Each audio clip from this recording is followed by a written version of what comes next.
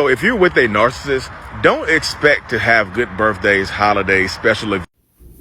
Hey guys, go watch the rest of that video for more context, but I have two stories I want to tell on this topic. So the first one is about my mom. So my mom, she really liked to cause drama at funerals.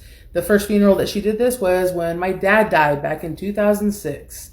So I mentioned before they had a really toxic marriage, but of course they stayed until death do them part. And leading up to my dad's funeral, my brother and I wanted to sit around and talk about the good times with him, even though there wasn't like a lot because he was also very abusive because of their toxic marriage.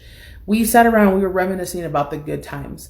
My mom became super upset with us. She yelled at us and was like, "Oh, you just hold him on a pedestal. I guess he was just a better parent than me. You just love him more," and got super irate about this. Even went called my sister. My sister has a different dad, and tried to, bond with her over this. And we couldn't understand why she was so upset.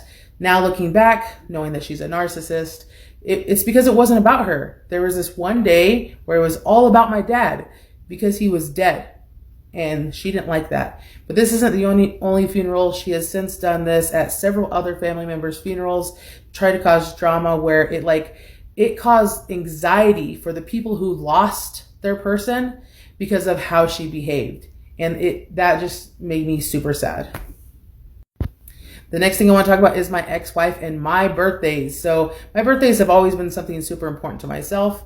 Before I got married, I always planned something big on my birthday to experience something new, go travel somewhere and do something fun that I want to do.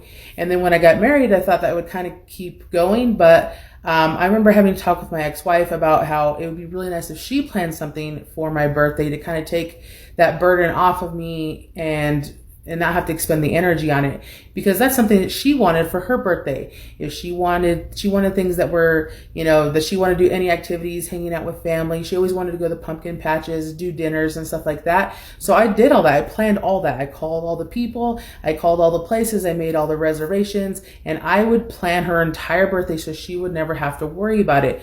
I would do cheesy things like one year for her 36th birthday, I wrote 36 reasons of why I was so grateful that she was born. And I hid them all over the house. I would have loved for her to do something like that. But when I talked to her about this, she said, "I'm not good at those things, so you're just going to have to get over it." So my solution was going back to planning my own birthday like I did before. But I said, you can be along for the ride, but we're going to do what I want to do. We're going to experience what I want to do. We're going to eat where I want to eat. We're going to stay where I want to stay. And it's going to be all about me. So you're not going to get a say in anything. But that was the perfect